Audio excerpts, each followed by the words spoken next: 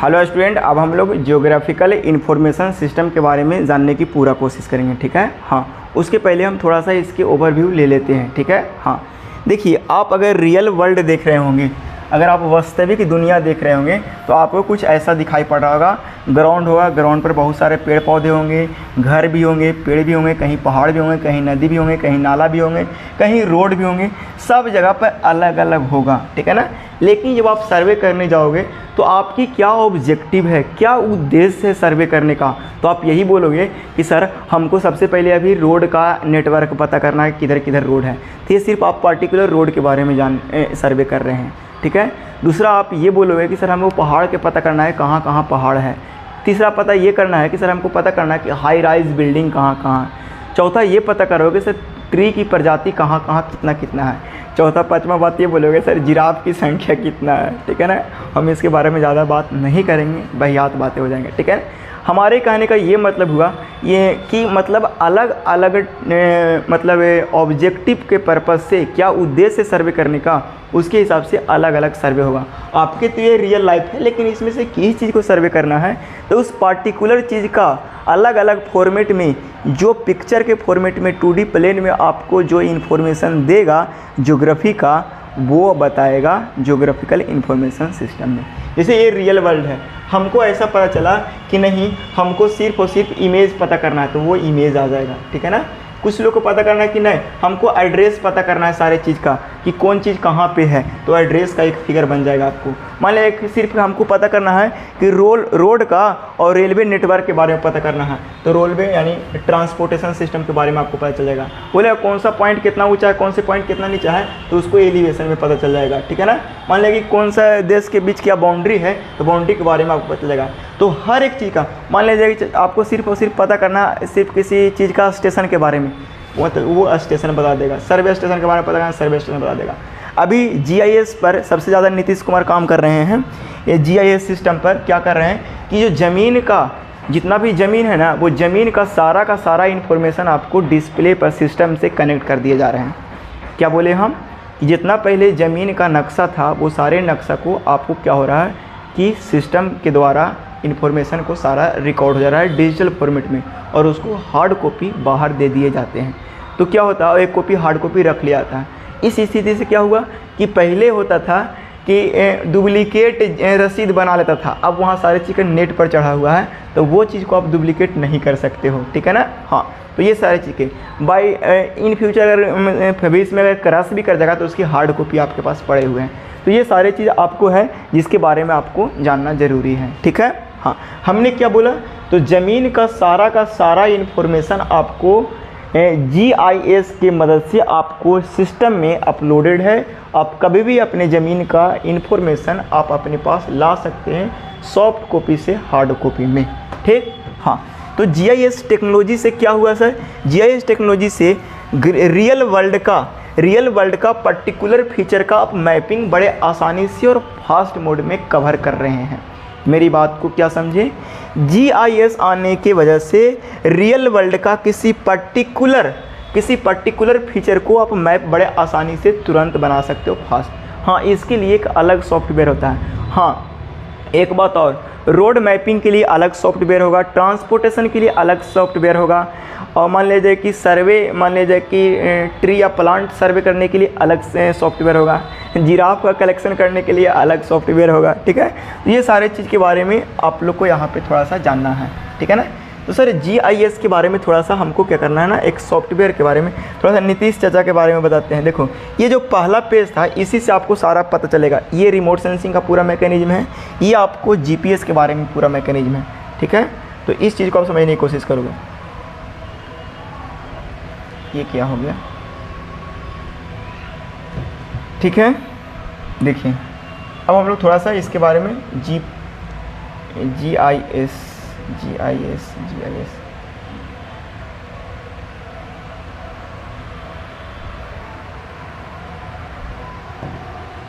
देखिए GIS के बारे में थोड़ा सा जान लेते हैं। ठीक है ना। आप लोग हेडिंग बनाइए क्या, GIS। ठीक है ना। देखो बड़े आराम से इसी को समझने की कोशिश करिएगा।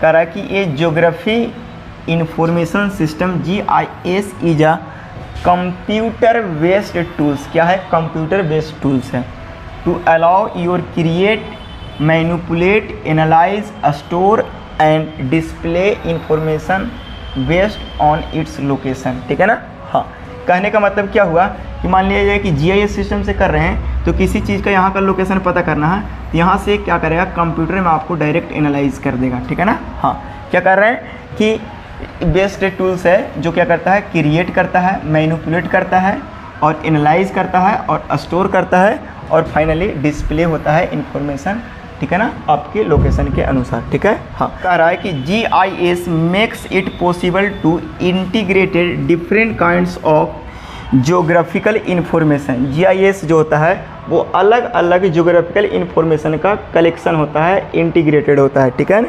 क्या क्या होता है सर, तो सच एज डिजिटल मैप होता है, क्या होता है, एरियल फोटोग्राफ होता है, सैटेलाइट इमेज होता है, उसके बाद क्या होता है, ग्लोबल पोजिशनिंग सिस्टम यानी GPS भी होता है। कह रहा है कि along with associated tubular data based information, और ट्यूबुलर डाटा बेस्ड इंफॉर्मेशन भी उसके अंदर होता है। यानी बोल सकते हैं GIS एक मतलब अपडेटेड इंस्ट्रूमेंट है। क्या है, अपडेटेड इंस्ट्रूमेंट है। इसमें क्या है, सारा जो GPS है, रिमोट सेंसिंग है, जो फोटोग्रामेट्री है, एरियल सर्वे है, सारा चीज़ का कलेक्शन है, यानी मिला करके एक नया मशीन तैयार कर दिया गया है, इसका नाम है GIS, ठीक। हाँ, कह रहा है कि using GIS we can incorporated all these information into a single system. सारे इंफॉर्मेशन को सिंगल सिस्टम से क्या कर सकते हैं, हम लोग इसको जान सकते हैं। And execute common database operation, और इसको हम एग्जीक्यूट कर सकते हैं किसी कॉमन डाटाबेस ऑपरेशन से, ठीक है। हाँ, कह रहा है कि a GIS develop the 2 dimensional nature of map to include information from database. Database जो डाटा है उसके बेसिस पर 2 डायमेंशनल क्या करता है, नेचर ऑफ मैप यानी मैप बनाता है, ठीक है। हाँ, चलो, उम्मीद है आपको इतना बात समझ आया होगा इसके इंट्रोडक्शन में, ठीक है। एक क्वेश्चन आता है, right a short note on GIS, ठीक है, इसको आप कवर कर लोगे, ठीक है। अब आप लोग हेडिंग बनाएंगे ऑब्जेक्टिव ऑफ GIS। GIS बनाने का क्या उद्देश्य था, ठीक है। तो बड़े आराम से पहला पॉइंट पढ़ेंगे। Correct, to provide the efficient means for collection के लिए, स्टोरेज, रिकॉलिंग यानी फिर से उसको हम दोबारा देखने के लिए, मैनिपुलेशन मतलब होता है कि उसको अलग अलग फॉर्मेट में चेंज करना। जैसे मान लीजिए कि रियल वर्ल्ड का आप मैपिंग है आपके पास, ठीक है, उसमें आप सिर्फ रोड अलाइनमेंट निकालना है तो रोड अलाइनमेंट वाला 2D फॉर्मेट में निकल जाएगा। आपको कहाँ पे पहाड़ है, पहाड़ वाला निकालना है तो पहाड़ वाला आपको अलग फॉर्मेट में निकल जाएगा। आपको लैंड के बारे में जानकारी लेना है तो लैंड वाला आपको अलग फॉर्मेट में निकल जाएगा, ठीक है ना। कह रहा है कि टू एनालाइज करने के लिए इंटीग्रेटिंग, ओवरलेइंग, ठीक है ना, the special data from a single and many source, अलग अलग सोर्स से या सिंगल सोर्स से सब कुछ यहाँ पे रिकॉर्ड हो सकता है, ठीक है। हाँ, और सब कुछ सारे प्रोसेस कर सकते हैं। कह रहा है टू एलिमिनेट अननेसेसरी डाटाबेस, ठीक है ना, जो अननेसेसरी डाटा है उसको एलिमिनेट भी कर सकते हो। एंड टू मिनिमाइज डुप्लीकेशन, और जो डुप्लीकेशन होता था जैसे कि ज़मीन का नक्शा ख़राब मतलब गलत तरीके से लोग बना लेते थे, अब वो चीज़ें वहाँ नेट पर शो होने लगेगा, ठीक है ना, GIS की मदद से दिखाई देगा कहाँ जाएगा तुम, तो डुप्लीकेशन भी अवॉइड हो गया। कह रहा है कि to answer the query by presenting information, ठीक है ना, कि जैसे कि मान लीजिए कहीं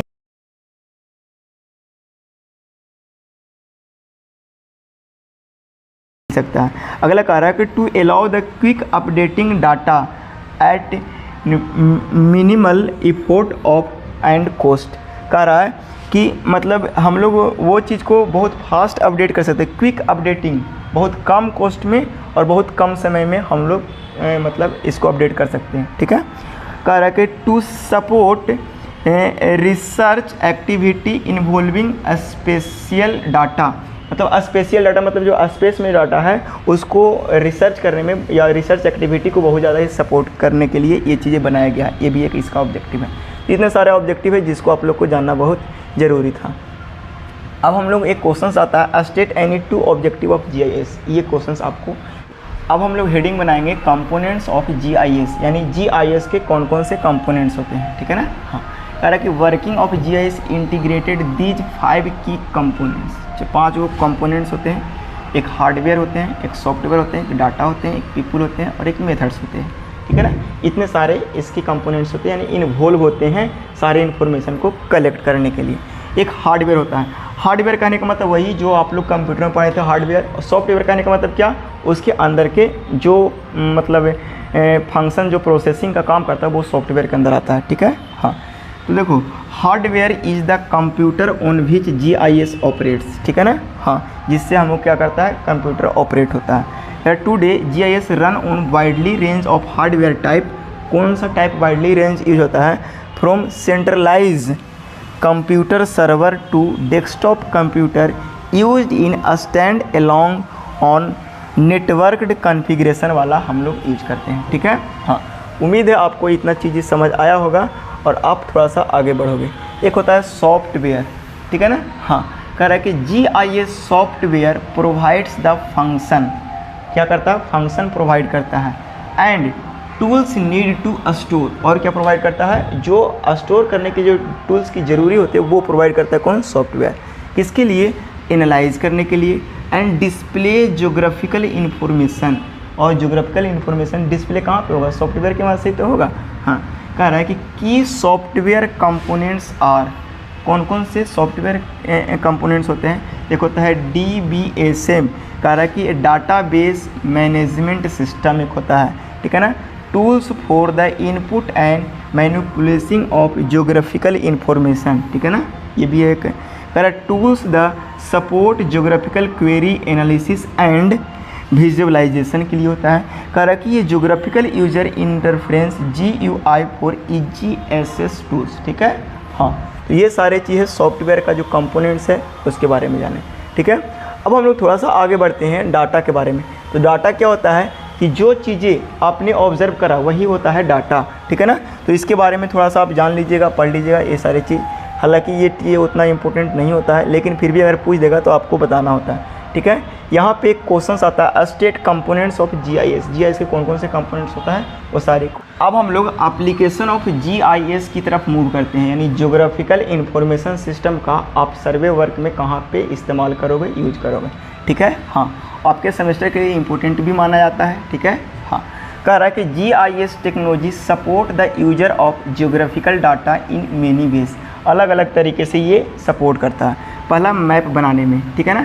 मैप बनाने में कैसे सर, जैसे एक देश से दूसरे देश के बीच सामान पहुंचाना है, ठीक है ना, तो उसके लिए आप मैप बनाओगे ना, तो उस मैप के बारे में पूरा का पूरा जानकारी कलेक्ट करके और उसका मैप फॉर्मेट में हार्ड कॉपी के रूप में बाहर दे देगा, ठीक है ना। तो इसमें यूजर अपने सूटेबिलिटी के अनुसार मैप को सिलेक्शन करता है, ठीक है। हाँ, वही बातें लैंग्वेज के फॉर्म में लिखा गया है। कह रहा है कस्टम मैप, ठीक है ना, showing selected data layer can B display on the computers, जो सेलेक्टेड डाटा है वो कहाँ पे डिस्प्ले होगा, कंप्यूटर पर, और आप उसको चाहो तो generated add hard copy product, और हार्ड कॉपी प्रोडक्ट में आप बाहर भी निकाल सकते हो।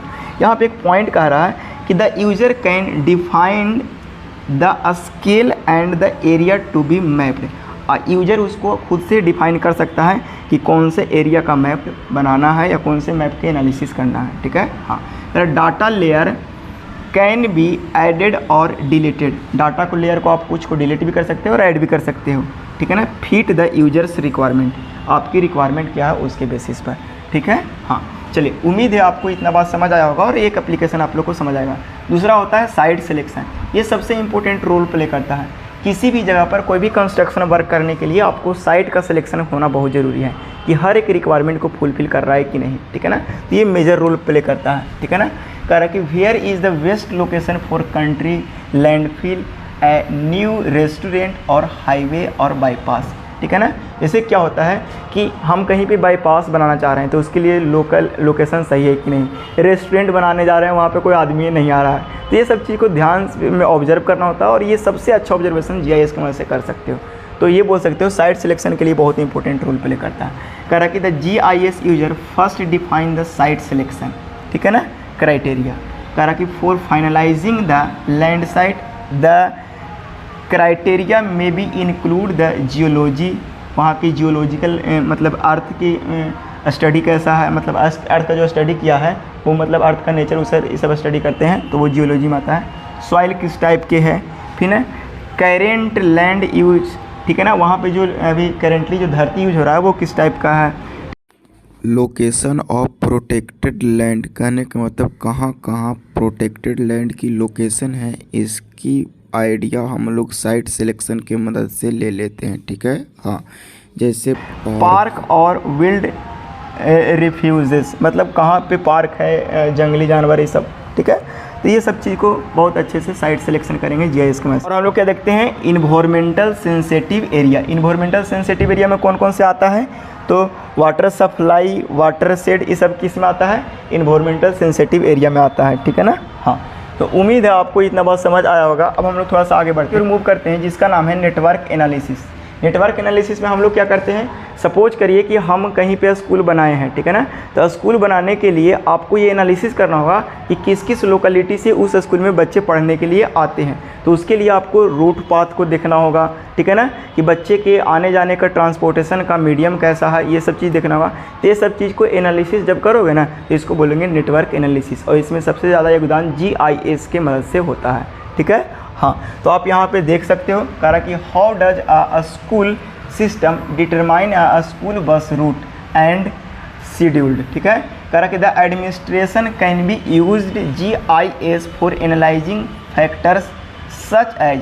जो एडमिनिस्ट्रेशन जो होता है वो किस किस चीज़ को एनालाइज करने के लिए इसका यूज करता है, तो ट्रैवलिंग डिस्टेंस, यानी उसका स्कूल से लेकर के उस बच्चे घर तक डिस्टेंस कितना है, ठीक है ना, उसमें स्पीड लिमिट कितना रखना है, ये सब चीज़ को एनालाइज करने में यूज करता है। स्टूडेंट एड्रेस, ये सब चीज़ को एनालाइज करने में, स्कूल का लोकेशन, ठीक है, और भी class schedule to select route that minimize the number of buses. ऐसा मान लिया जाए कि कोई ऐसा रूट सेलेक्ट कर लिया जिससे क्या होता है कि बहुत ज़्यादा नंबर ऑफ बसेस पास हो रहा है, तो ये सब चीज़ को ध्यान में रखना होता है कि कम से कम बस पास हो, उस रूट को अपन सेलेक्ट करना होता है। ठीक है, और भी फ्यूल कॉस्ट को भी रिडक्शन कर सकते हो अगर मतलब अच्छे से एनालिसिस किया तो रूट शॉर्ट करके। ठीक है, तो ये सब नेटवर्क एनालिसिस के कैटेगरी में आते हैं। ठीक, हाँ। अगला जो एप्लीकेशन आपको है लास्ट नंबर में, इन्वायरमेंटल एप्लीकेशन, और ये सबसे इंपॉर्टेंट एप्लीकेशन है और इसके बारे में जानना बहुत ज़रूरी होता है, क्योंकि civil engineering point of view से बहुत ज़्यादा खतरनाक होता है। जिससे में ओजोन लेयर का डिप्लेशन कैसे कैसे हो रहा है, इस सब चीज़ का पूरा इन्फॉर्मेशन आप GIS की मदद से लाओगे।